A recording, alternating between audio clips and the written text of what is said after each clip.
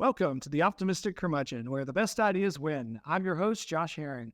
Today, my guest is Ben Crenshaw, Ph.D. candidate at Hillsdale College's Van Andel School of Statesmanship and author of the recent article, Debating Christian Nationalism at the American Reformer. I had the privilege of meeting Ben at two different conferences last year and really enjoyed his presentation at ISI's American Politics and Government Summit. Ben, welcome to the Optimistic Curmudgeon. Hey, Josh. Thanks so much for having me on. Well, I'm really glad that we were finally able to make this work. I know we've been trying for this for a little bit. Well, before we get into all the politics stuff, tell us a little about you and how you got to Hillsdale, and anything you want to say about the doctoral program there. Give us your pitch.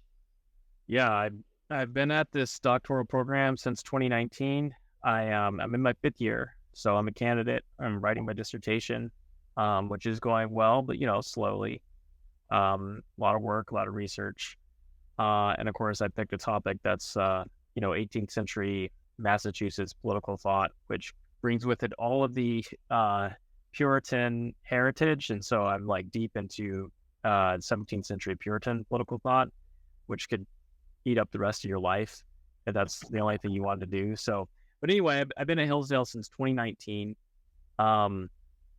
I was at seminary before that. My wife and I lived out in Denver when I went to Denver Seminary and did a couple of degrees there in New Testament biblical studies and Christian philosophy, religion, and ethics.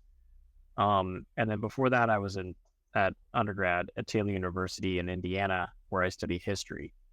And before high school, I worked in finance and farming. And then after seminary, I did a 2-year stint with the seminary there and marketing and communications. But I figured out pretty quick being in seminary that I was not fit for pastoral ministry. That just wasn't my giftings and wasn't a calling. And that I actually would be quite poor in the pulpit. I'm much better in the academic field. So I kind of switched over my MA. The MDiv to an MA, and then began looking for a PhD. And what brought me to Hillsdale was that I had done my one of my master's thesis in seminary was on Roman emperor worship and how the early Christian communities in the first century kind of navigated the Roman Empire. So kind of this religion and politics, Christianity and empire, Christianity in the public square. Very interested in that, the confluence of culture and politics and religion and economics, and had been involved just in American political stuff since I was a teenager. Very interested, followed along with all of that. So I had after seminary, I had looked for a PhD in say like political theology, because I was like, let's do Christianity and politics, and I couldn't find anything. I looked everywhere, not just in America but overseas, even in South Africa and all kinds of places, trying to find a person or a program who I could study with that would fit my interest. And I think the closest I came to was Elizabeth Phillips in Cambridge, but it still just wasn't, it wasn't a program built for what I was looking for. And so then I decided, well, I'll try a straight PhD in politics or political science. So I picked a couple of conservative schools here in the U.S. and got into Hillsdale, and been doing that since. So Hillsdale's great because I could go on for a long time about this. So stop me, cut me off if I drone on too long. But so Hillsdale was founded as a Christian school by Free Will Baptists in 1844. It's always kind of been somewhat in practice non-denominational, but very Baptist bent for a long time. But it has, the pursuit of religious knowledge right there in its charter. I think it's like Article 4, Article 6. So it's been a religious school its whole life, and even is so today. The vast majority of students are Protestant or Catholic. So there's kind of a reputation that Hillsdale, it is a politically conservative school. It does a lot of political action type of stuff. But it's actually also a very religious school.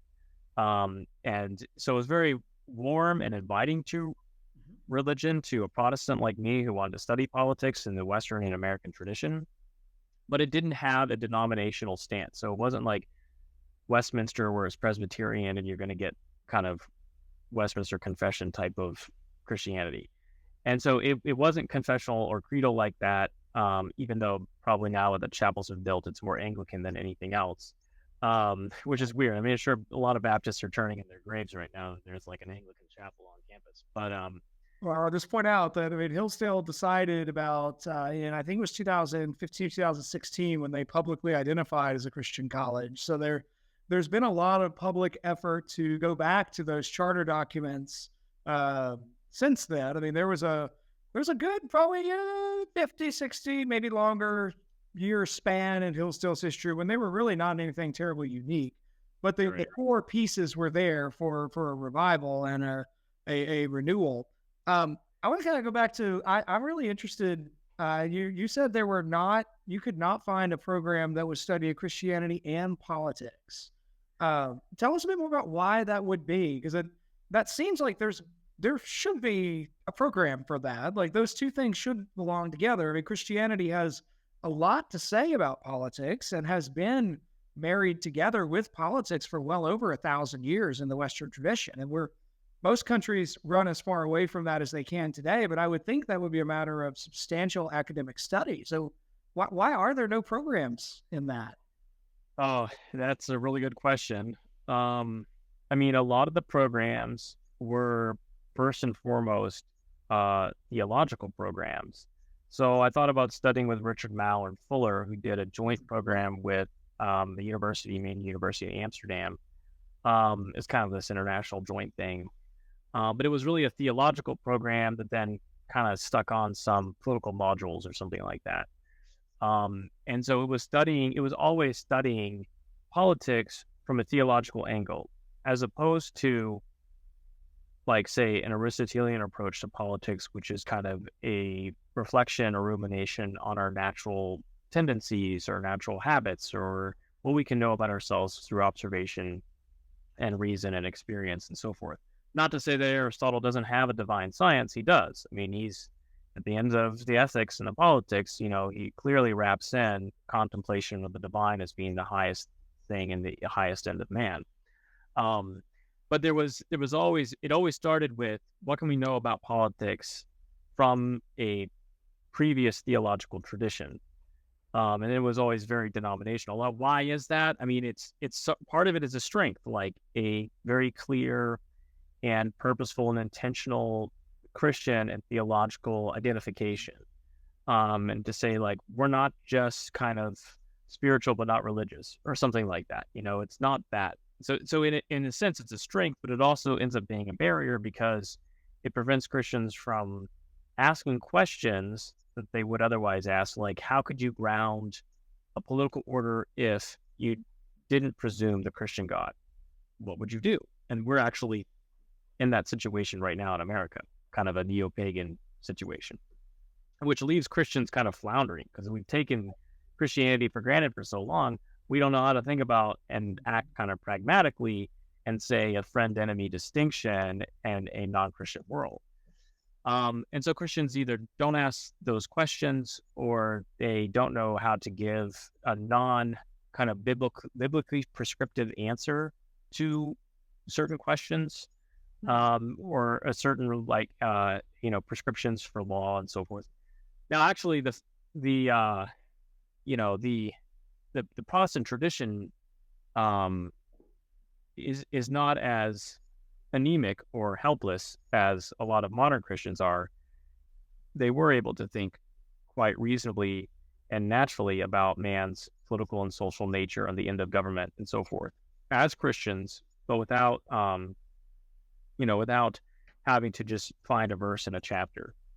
And so I think part of it is maybe a decay of our kind of historic understanding of confessional Protestantism. At least, I'm talking about Protestants. I won't speak for Catholics.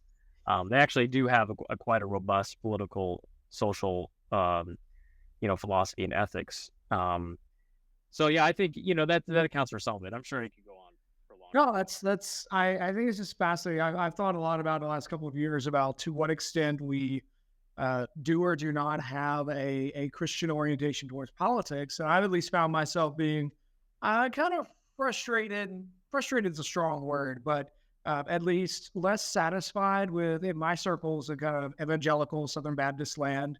We tend to focus on bounce between either sort of maybe a rabid kind of political engagement or sort of a pietistic ignoring of politics and just shushing all kind of political discourse.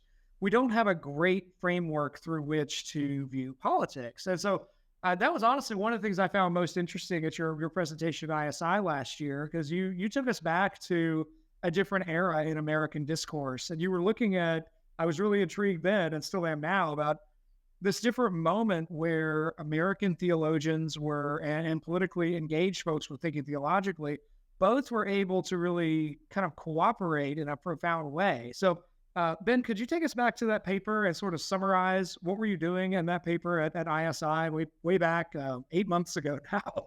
Yeah, that's right. That was back in February. It does feel like an age ago, but so yeah, I was at the ISI conference, which was kind of the conservative breakaway from the political science, the APA. What is it? The APSA, American Political Science Association, that kicked Claremont out, and there was this whole controversy. So ISI put on a conference more for conservatives, and it was really great.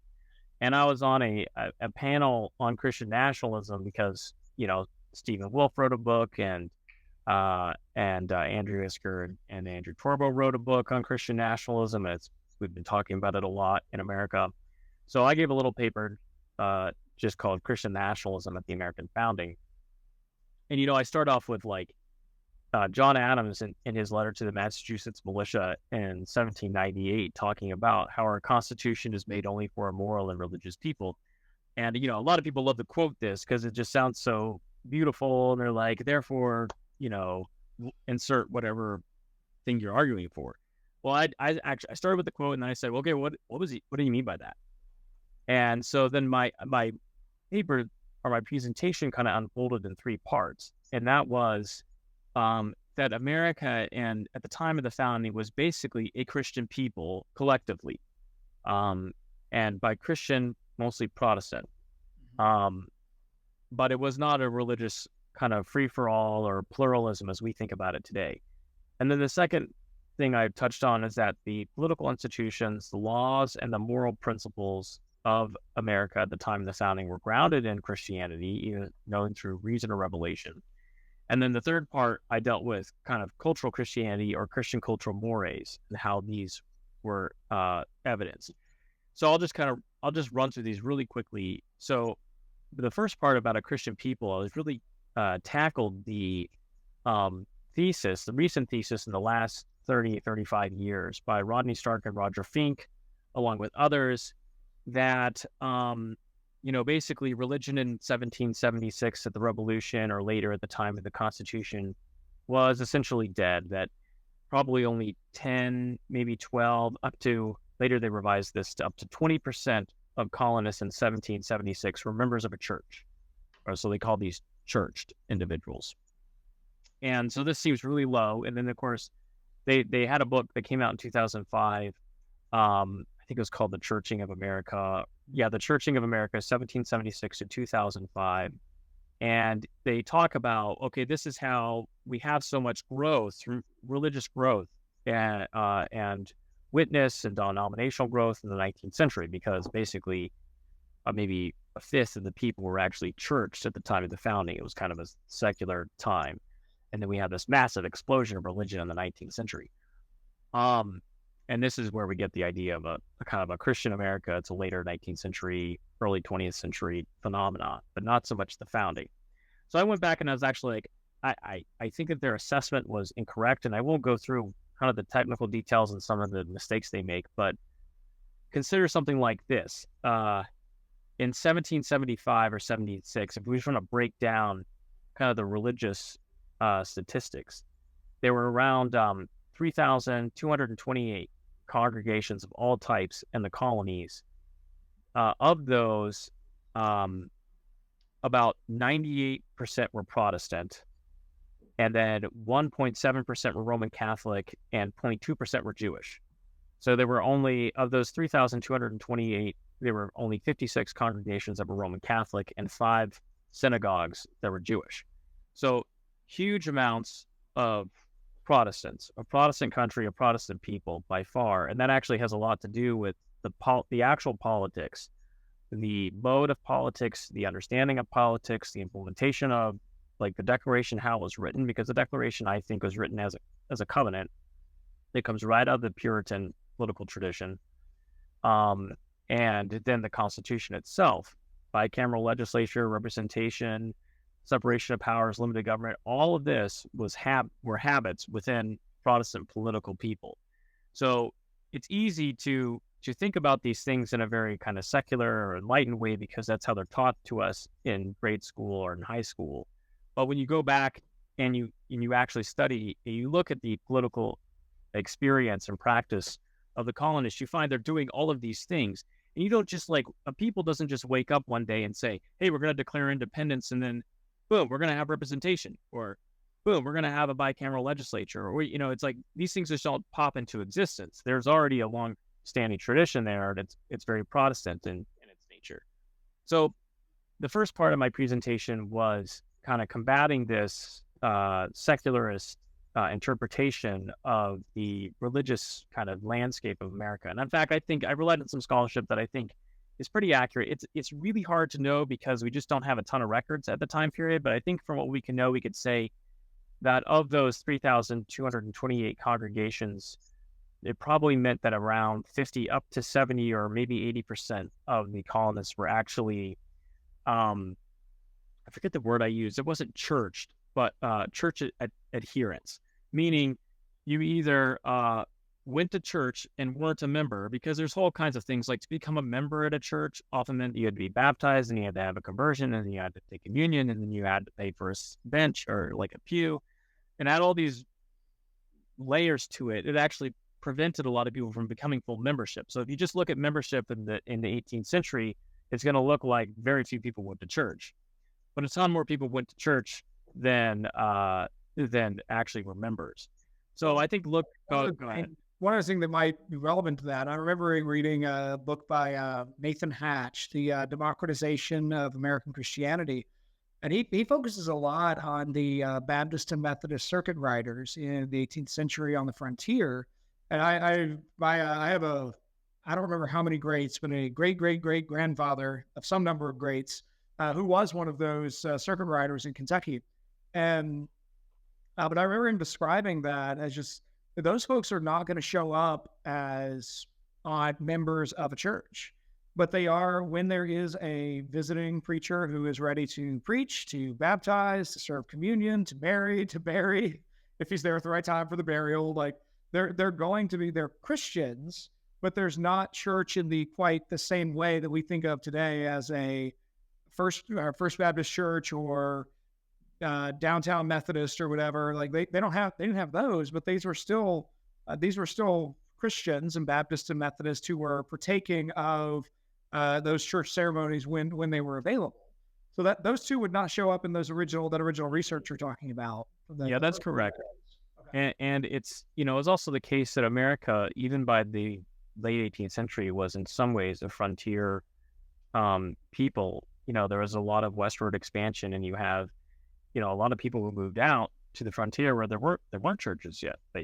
But they were still Christian. And I think Tocqueville has this little reflection where, somebody visits someone out on the frontier and along with, like their Shakespeare's, their Bible. And it was like, those were the books that they had. And it was a Christian people, even if there wasn't a particular church building and community to, keep track of their membership. And then the second, I'll say real quickly, the rest of the presentation, the second part, I focused on some of the political institutions and principles that were explicitly religious and explicitly Protestant. And to do that, I looked at state constitutions. So state constitutions are always ignored. It's just harder to find them and to go read them on your own than it is to just read the Declaration and the Constitution. That's a lot easier. But it's really interesting when you read Joseph Story in his commentary on the Constitution of the United States. I think it was 1833. um, he talks about how the national constitution, the U.S. Constitution, that was ratified in '89 and written in '87, it presupposes all the state constitutions.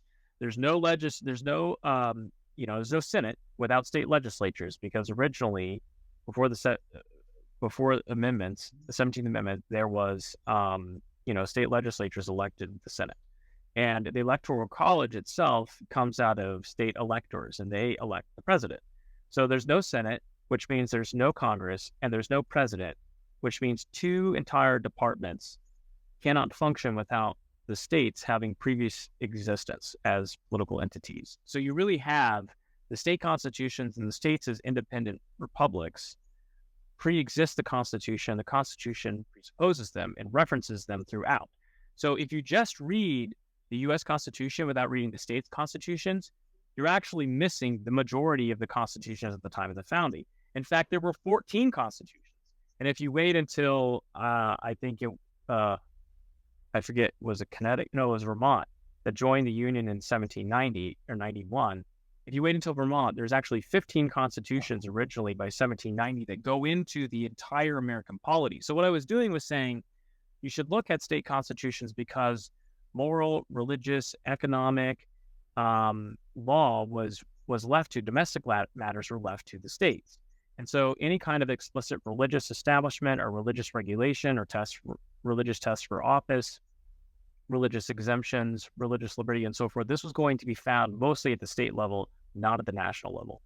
So I looked at New Hampshire's constitution, and let's see, 1784, I believe. Yeah, there was a previous one. But this one, the 1784 Constitution, is more exhaustive.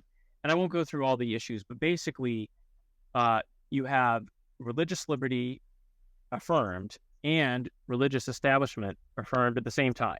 So these things were not in tension with each other. They believe you could have religious tests for office, you could have taxes to support religious ministers, you could have kind of a generic Protestant establishment, but you could also have robust freedom of thought and worship and exercise of that religion within such a establishment.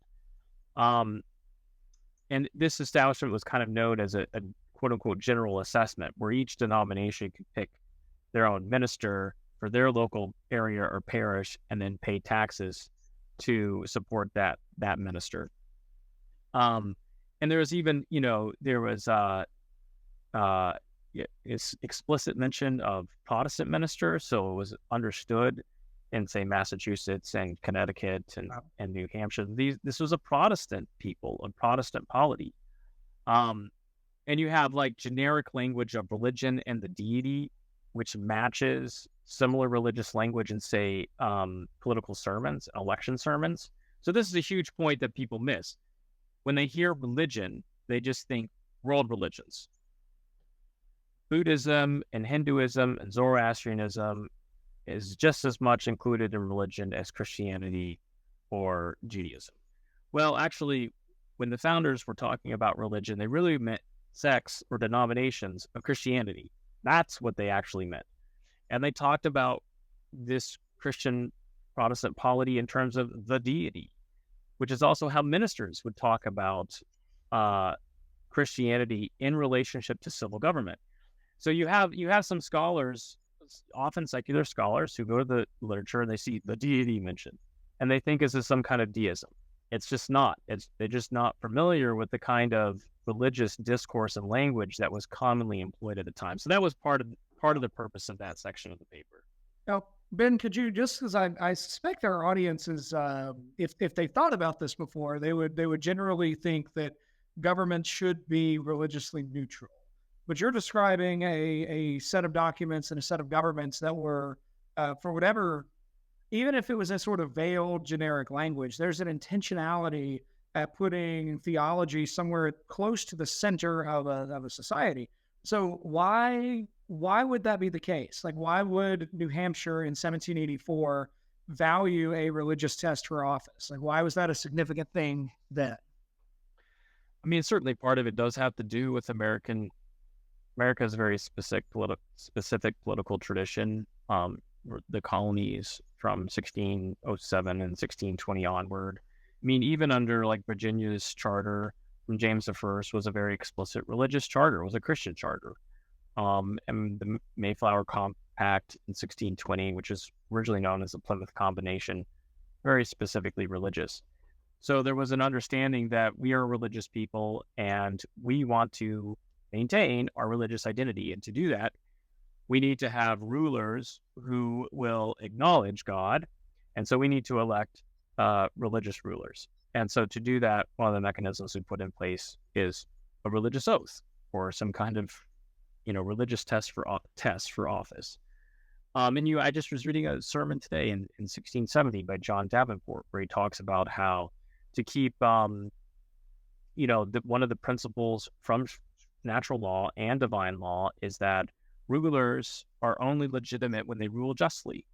And one way to keep rulers ruling justly is by making sure that they have a just and religious character, a pious character and person who acknowledges that God exists and that there are certain, he has to live under the rule of law just as much as everyone else, and he's not exempt from that, and he can't arbitrarily rule for his own good, preying on the people, and so forth. So part of it was this very long 150-year-old tradition, but it also, it certainly had to do with their entire political like conceptuality, that there is a human law, you might call positive law, but above that, it's derived from a natural law, and that itself is derived from or participates in the eternal law. And there's also the divine law there that sets down a pattern or some kind of paradigm which we can draw upon.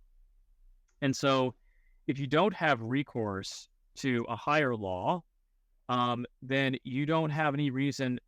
You open up the possibility of all kinds of abuses. Like, who's to say that if law is just a construction of the human will, then whoever has the will to power, just the raw exercise of their will and advantage for themselves, can't, issue edicts, kind of blank checks or fiats to just do whatever they want and say, well, I'm the strongest. I mean, this goes right back to Plato's Republic and Thrasymachus and his argument for, justice is the advantage of the stronger.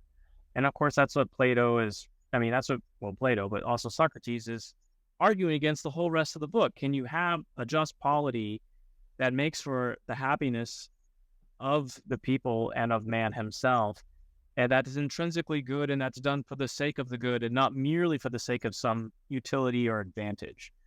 And so the Americans are really, they've chosen the Socratic way and rejected the Thrasymachus way, and also the way of Lucretius and Carneades and the whole Epicurean, the whole other tradition. So they have this long tradition, and this is why they go back to natural law and divine law. And of course, they all understood, if you have a natural law, if it's a law, there has to be a lawgiver. And the only sufficient lawgiver for a natural law is a divine lawgiver. Locke says this in his questions concerning the natural law. I mean, even in sense, Rousseau admits that this has to be the case. In the last chapter on the social contract, he's like, yeah, we got to have religion.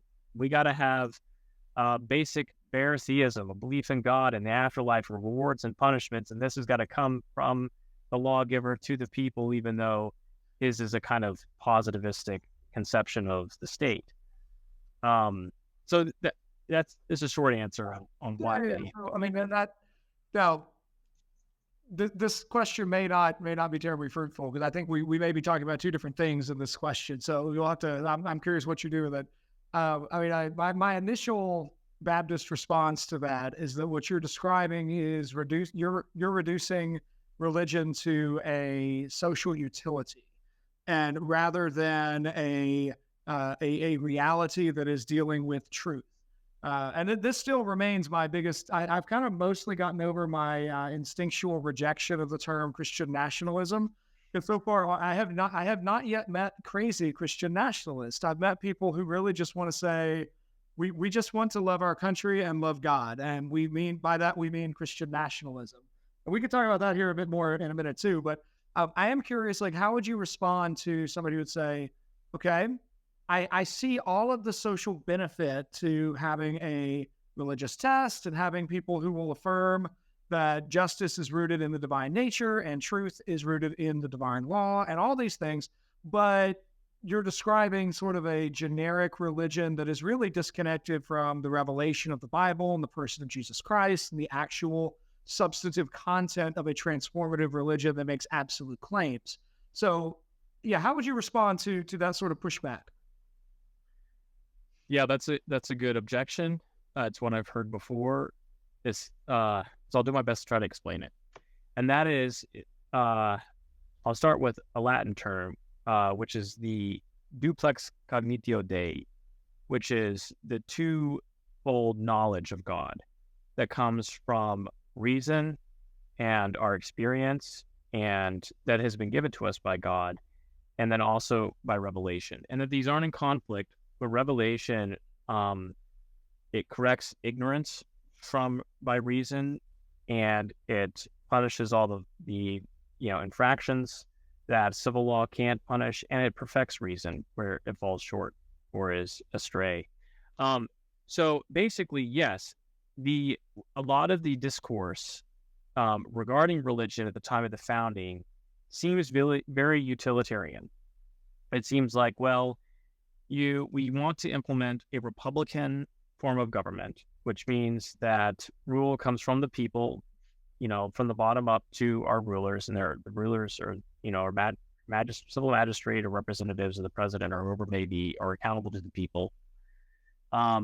But to do that, to have the people rule or the people be the sovereign, you need a virtuous people, because otherwise you'll get a vicious, a plebiscitary or an ancient democracy where there's just a roiling mass, a mob that's falls prey or susceptible to a demagogue.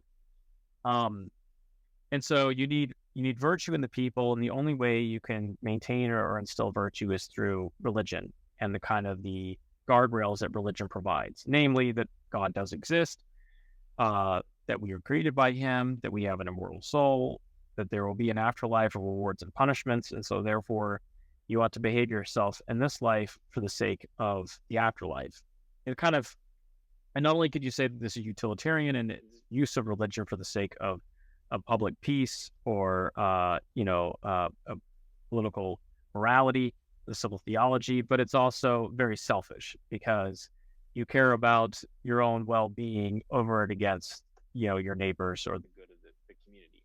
So the basic response to this is that if you read Protestant political thought, and especially Puritan political thought in America, you will find that the Puritans were always engaged in this twofold knowledge of God, and the language and understanding of the role of religion and, say, ecclesiastical government on the one hand, the gospel and grace, and then civil government on the other hand, reason and nature, that these were two modes, two ways of discourse, two modes of knowing, and they had two different ends, and therefore two different means of function. So the ends of civil government were temporal, so peace and the protections of life and liberty and the protections of basic rights and liberties and privileges and so forth. And really the end there was also kind of the happiness of the people, which is kind of the elevated horizon of a more heavenly view of genuine happiness, like the genuine eudaimonia Greek concept of a full and good life. But on the other hand, ecclesiastical government dealt with the gospel and the teachings of Scripture, and it did have a heavenly end, and the means were grace, not nature, not reason. And so, for example, if you go back to John Cotton in his 1663 sermon, A Discourse About Civil Government, he makes a very clear distinction. He says, like, in this Christian communion, which you might call the Corpus Christianum, this kind of Christian communion, this is the genus, and you have two species of government. You have ecclesiastical government, and you have civil government. And he says they have the same origin from God, and they have the same end, the glory of God. But they disagree in the same subject too. Man is the subject of both governments. But they have completely different ways of functioning. So, for example, civil government treats man by nature being reasonable and sociable creature who's capable of civil order and is the subject of civil power in the state. So that language of nature and reason and civil order and power in the state. And then he says that in ecclesiastical government, man is treated by grace. And he's called out of the world to fellowship with Jesus Christ and with the people, and is the only subject of church power. And so he is engaged in this distinction in language and the distinction of how he treats man. So even the Puritans would say that civil government kind of has, by God's design, a social utility. That's its purpose, but it doesn't detract from ecclesiastical government as long as you continue to have the ecclesiastical side of things there. So if you have government by grace and government by nature, the civil and the ecclesiastical side by side, both of those working in tandem as the two kingdoms under a corpus Christianum, then you can say government can have a social utility without, having a secular state. Okay. Now, I will freely confess, I think you know your Puritan authors far better than I do, so I'm not going to try and discuss this in terms of the Puritans, but this sounds very similar. I had a project recently that took me through a few chunks of Augustine's City of God, and I just want to see if I can put this in terms of Augustine's argument. Tell me if I'm following your line of thinking. You're suggesting that if Christians are in charge of the city of man, that there is a certain level of social utility that they can gain that secures the goods of peace and prosperity through the application of Christian beliefs using the tools of the city of man. That does not change the temporary nature of these earthly kingdoms and the difference between an eternal salvation that is properly found to the city of God, but it does make the city of man better for the people who otherwise would suffer under the rule of tyrants and pagan kings. Is that roughly in alignment with what you're saying, or no? The idea, yes. The language and description of Augustine, not quite. So for Augustine, the city of man and the city of God had to do with ordered loves. So the city of man was a love that was ordered, kind of this libido dominandi, this lust of the flesh that wanted to rule over other people. Whereas the love of God was this Christian charity.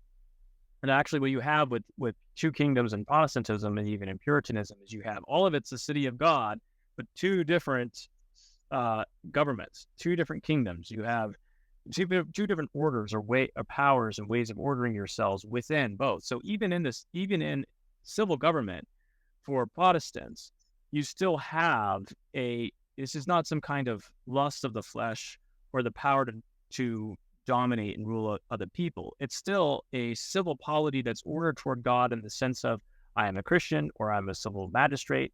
My duties and my responsibilities and my rights come from God. I am created by him. I have an eternal end. But God has designed civil government as an ordinance for us to have social utility here on earth. Why? Well, because the church is dependent upon a basic social conditions. There are material goods because God created us as enfleshed human beings, and he himself came down to be a human and to be incarnate.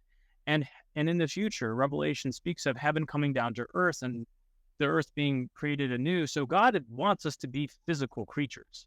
Okay, so he wants a temporal order. He wants a physical order. He made us to live physically in a body, yes, as spiritual and ensouled beings. So there has to be a kind of social utility or practical material goods. If the spiritual is then ignored or eviscerated or left out, then you have this undue, grotesque focus on pure material life and a meaningless death and extinction. But you don't, if you keep the spiritual and the scriptural side of things, there's no need to go that way. You can still keep civil government as a good, a temporal, a physical, a material good, something given by God to mankind that even aids the church. I mean, the church can supernaturally be preserved in times of persecution by God. But the ordinary way of things that God prescribed was that the church and the civil government would work in tandem, side by side. And this gets to the very idea of the two kingdoms, how these civil and ecclesiastical government is meant to, work in tandem and cooperation. And that is that the civil government provides a lot of the material goods by which the church needs to function. It needs a building and it needs private property and laws and regulations and utilities and things like that. I mean, like if every single Sunday you had to build a new church building from the ground up because it got burned that week, you wouldn't really be able to worship very well. You wouldn't even bother to have a church building.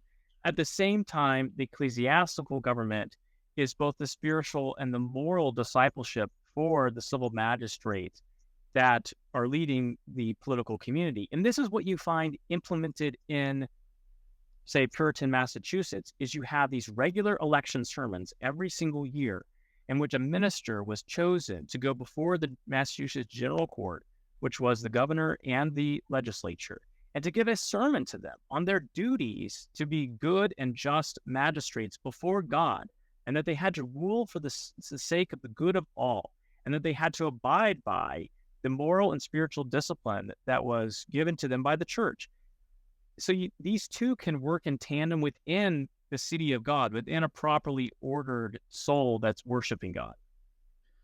Well, Ben, you make a compelling case as we're coming to a close. I do want to ask you if you let's think about the present, because we've been looking at Puritan America, and that's obviously 300-400 years ago. America has shifted quite a lot, demographically, religiously, politically, in the previous 250 years. Maybe we could take 1865 as a pretty big change point in American polity. One of the big moments that I think of when I think of American religious history is Thomas Jefferson's letter to the Danbury Baptist. I mean, that's where the phrase separation of church and state really kind of enters our political lexicon. And it really comes up anytime anything even close to what you've been describing gets brought up in the present day. Even if, this was all over the old Supreme Court case about whether or not you could have prayer in public schools. I mean, it's like, it comes up every few years with see you at the poll rallies and whether or not it's legal for children to get around the school and pray for God to bless their schools, even as generic a way as possible. So at what point, so I guess I'm coming around to ask a twofold question. First, to what degree do you see a possibility of kind of getting back to some of what you've been describing from Puritan America, where there is a closer connection between church and state, maybe not in lockstep, but even at least less antagonistic than it has been? And secondly, if we were to move in that direction, what benefits would come to our society? Yeah, great questions. So I mentioned at the very beginning of the podcast that, just in passing, that we're kind of dealing with the return of paganism, a kind of neo-paganism. And we even see this. I just read an article last week about some satanic temple going up, and supposedly this falls under the religious liberty and religious plurality in America, which is absurd. I mean, like, even Locke in his letter on toleration says atheists can't be, broached in his polity, let alone Satanists. So we're far away from Lockean America or something like that. But yeah, we're dealing with neo-paganism. And one of the problems is, there's been a lot of discussion in the last 5 to 10 years about the deficiencies of liberalism. And liberalism, of course, is highly debated. What is that? Stay tuned, because I'm going to be doing a multi-part series podcast on liberalism pretty soon with a couple guys. You want to drop the name of that podcast, or you're going to keep it secret? Keep it secret for now. You'll see it when it comes out. Perfect. But the criticisms of liberalism is that it is a kind of secular polity that looks for this lowest common denominator of agreement on as America gets bigger, we get more diverse, the denominator keeps getting lower and lower and lower until you can't have something like a satanic temple as part of the religious polity of America, which is just crazy. So I think actually the solution, and it's not a solution, there's no way we can go back to 1776 or 1789 or 1865 or even 1946, the year before Averson versus Board of Education was decided by the Supreme Court that ripped prayer out of the public schools. You can't go back there. The cat's out of the bag, and we're going to have to move forward. And the way to move forward, though, is for Americans who have a sense of a loss of something deep and historic and traditional to understand that the core of American political thought is a covenantal politics. This isn't some kind of rugged individualism that says, I'm going to pull myself up by my bootstraps and I'm going to take my backpack and my horse and I'm going to ride across the West and do it all myself. Yes, there is a kind of strain of that in America because it was a frontier nation, a frontier people that were constantly expanding, and it had to have a lot of individual virtue and strength and rugged manliness in order to survive. But a lot of that strength and manliness and virtue actually took place within covenant communities. They understood that we're social and political beings and we can only survive that way. So going forward, America is not going to be able to come back together as one people. What's going to end up happening some way or another is that we have already fragmented into multiple peoples. And the question is just how long and in what way will we then kind of redraw the boundary lines politically, socially, culturally, morally, religiously, and either, fracture into multiple confederate states or nations or something like that, or even we could have a kind of return to a federalism in which the federal government is stripped of its kind of overweening, bureaucratic, oligarchic statist power now, and you return a lot of the power to individual states or kind of confederative states. You could have like a southern bloc of states from Texas to Florida that kind of see themselves as a common people and communion, and they kind of govern the same way, whereas like Washington, Oregon, and California can do their own thing. So I think the solution is that not only do we need to start thinking about these regional ways of life, and these can be substantial amounts of people, like 50, 80 million Americans could easily fit in the Texas to Florida corridor. And you could have a covenantal way of life come back and to overcome the secular and kind of the secular ennui that liberalism brings, this kind of sapping of the strength and a material focus that leaves you empty, or I get DoorDash and I watch Netflix and I do my OnlyFans thing, and that's my life. It's like this is so enervating. It's so destructive to the human soul. You have to actually bring a conscious religious political polity back. You have to have what Rusty Arena would say, a return of the strong gods. You have to bring the Christian God back into the polity and say, as the governor of Florida, I, Ron DeSantis, am going to once again seek to have a general, establishment of religion in this state. I was waiting for you to say Ron DeSantis is going to call for a Protestant Florida, and I was like, no, he's not going to do that. He's not going to do it, but he could. Now, to do this, you would have to reverse, or you'd have to tackle head on the doctrine of incorporation, which strips the kind of the moral and religious rights of states to be able to rule for the good of their own people, and says, no, we're going to take the Bill of Rights, the first 10 amendments, through the due process and privileges and immunities and liberties clause of the 14th Amendment, and we're going to, as the federal government, as the Supreme Court, we're going to tell the states that, no, you can't have establishment of religion or moral legislation because this violates someone's, rights as found in the First Amendment. But of course, the First Amendment just says Congress shall not you state governments shall not. And so that would mean a return to a kind of original federalism, which you could have if you have a national government that becomes so unwieldy and so tyrannical that it collapses on it in and of itself. Now, we would go through a period of a state of nature, which would be extremely unsettling. You could have anything come out of that. You could have a red Caesar, you could have a blue Caesar, you could have hyperinflation and a worldwide depression. You could have lots of suffering before you came to the other side of either states or regional powers kind of coming back to that older covenantal and religious political fusion. But I think that's actually what we need, because without that, without the religious and ecclesiastical government being closely cooperating with the political, the political loses its way, it loses its significance, it becomes tyrannical, it becomes unjust, it does all kinds of crazy things. I mean, can you imagine that even 50 years ago, if you had told Americans that the civil governments in America would be chopping off the healthy genitals of their little boys and little girls, they would have said, no way in hell. There's no way that would ever happen. Yet here we are. And what's next? Like I have rights as a furry or something like that. Like I have the identity of a dragon, or maybe it's a minor attracted person. We see where this is going. It becomes absurd. It becomes crazy. It really does become the city of man that Augustine talked about, this libido dominandi, this lust of the flesh that just wants to just do whatever and defy God and to destroy themselves and destroy the people. So you actually need a return of religion infused into the political polity in order to bring back sanity and meaning and constraint and justice.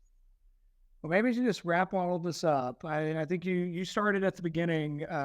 One of your early answers, you took us to that famous line that our system of government is only fit for a moral and religious people. And I think if that is true, then we are living through the collapse of that religion and that morality. It's at this point a bit of a trite observation, but I still think it's true that we've been trading on the moral capital of previous generations for over 100 years now. And it seems to me very evident that we are running out of capital from previous generations to trade on. And at this point, we are fighting a bit of a recovery effort. I'm very intrigued by this idea of a covenantal politics. On a future conversation, we might need to dive into your reading of the Declaration, because I do not read the Declaration of Independence as a covenant. And I'm very curious to hear why you do. But I think that's very interesting to go back to the idea of, you had a very alliterative phrase I wrote down, Protestant political practices. If one of those practices is thinking of government not in terms of a divine right of kings, but rather a people who are covenanted together under the living God, that does give a moral center to the culture. I'm currently teaching a Bible study on the book of Deuteronomy. We're literally walking through Moses instructing ancient Israel about how exactly their relationship to the living God is to be the moral center of everything they do. And I do not in any way want to say that America is Israel, but I do think there's something key there about the idea that every society does have a center. And if it is not God, it will be something else. You mentioned Rusty Rito. He came on my show back in season 3 and talked about his book, Return of the Strong Gods. He makes a fascinating argument that in the absence of the true God, the old pagan gods, the nihilistic gods, best symbolized through my favorite mythology of the Norse gods heading to Ragnarok, those are what return. And since then, I've seen other people pick up the same argument. Louise Perry had a great article in First Things just a couple of weeks ago about our repaganizing and the way that repaganizing really affects particularly our sexuality. That's the area that she's focused on in her writing and public thinking. I think somewhere in here too is you mentioned our obsession with niche identities and the way that can go awry. There's a previous episode with Ethics and Public Policy Center fellow Nathaniel Blake where he talks about the response to the Florida Parental Rights and Education Bill and how that really triggered an awful lot of teachers. And I use that word intentionally because they were triggered because that law said something they thought was holy and sacred was now forbidden. And it was not a question really of whether it was a best practice or an educationally defensible procedure. None of that was really what was at stake. That really was a religious response where the government was seen to blaspheme against their own internal covenant. So I am very intrigued at this idea that what we currently have in American politics, maybe this just might be a helpful way to think about our current division in the United States, is not that we're just a unified country that's forgotten how to be polite to each other. That's the really empty phrase empty approach I keep seeing people talk about, as if like, can't we all just get along? I don't think we can all get along because I think we are, as you described, we're actually aligning under different covenants. And if so, that's why, because we have allegiance to different gods. And that's ultimately going to give rise to different visions of society, each with its own center. And those are two things that aren't really going to mix. Yeah, absolutely. If the goods toward which you're pursuing individually or as a people are contradictory or opposed. One person says that the fetus is a blob of cells and not a human to be aborted for my own happiness, and another says, no, this is a good person created in the image of God has his internal worth. You can't make one people out of that.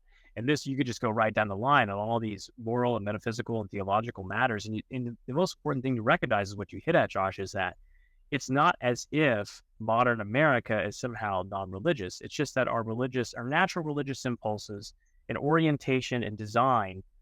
If the Westminster Shorter Catechism is right, that the chief end of man is the worship and the glory of God, like to know him in his presence, and it is right on that, that, even a secular polity is going to find some substitute for that, which is exactly what Joshua Mitchell has argued in his book, America Awakening, is that all of this like wokeism and this identity politics and so forth, it's just a secular version, a secular religion.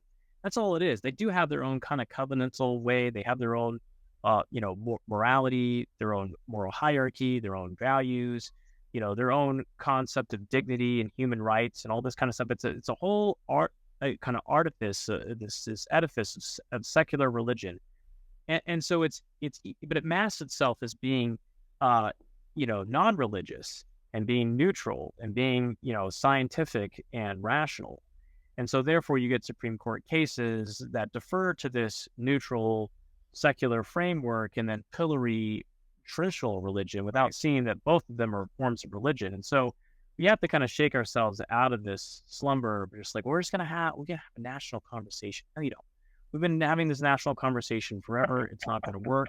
We're talking past each other, and it's time for political action, which is partly what the entire Christian nationalism movement is about. Is about going back to America's very explicit religious, Christian, and Protestant origins to say that actually from the ground up, from the states to the national government, we were a Christian people, and we had laws and constitutions, and we had a habit, a practice that was very Christian. And if you rip that all away, you lose America. You can't have America without its Christian character and nature to it. And that's a lot of what the Christian nationalism discussion and project is about, is a re-energization of a very covenantal and Christian type of politics, which tries to get back to the origin of America, and America, what I think would be America at her best.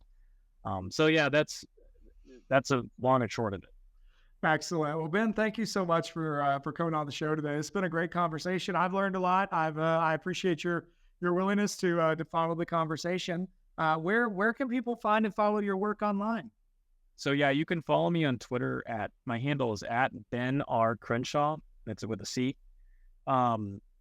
I'm somewhat active on Twitter. I kind of come and go as I'm working on my dissertation. I find social media is one of those things where if you poke it, it'll blow up at you. And if you leave it alone, you'll stay hidden and you can get work done. Otherwise, if you want to read some of my writings, you can find me at the American Reformer is where I've written a few articles. American Mind, I wrote an article way back in the day. I wrote on public discourse, but I go back and I read those articles now, and I'm like, I've grown up. I've moved on. Well, I hate to break it to you, but the word I hear from folks who are decades further than either of us are is that that only continues. They look back at this in 20 years and be like, oh my goodness, how did I say that? Well, maybe that's a good thing. We're willing to learn and to grow. So anyway, you can my most recent writings are out at American Reformer. Yeah, fantastic. Well, Ben, thank you so much for coming on the show today. Thanks, Josh. Really appreciate it. It was a great conversation. You're a good host. Oh, thank you for that. And thank you, listeners, for joining us for another episode of The Optimistic Curmudgeon. My guest this episode has been Ben Crenshaw, Ph.D. candidate in politics at Hillsdale College. If you like this episode, please do leave us a 5-star review and share it with your friends. Until next time, seek the good, discover the true, and love the beautiful.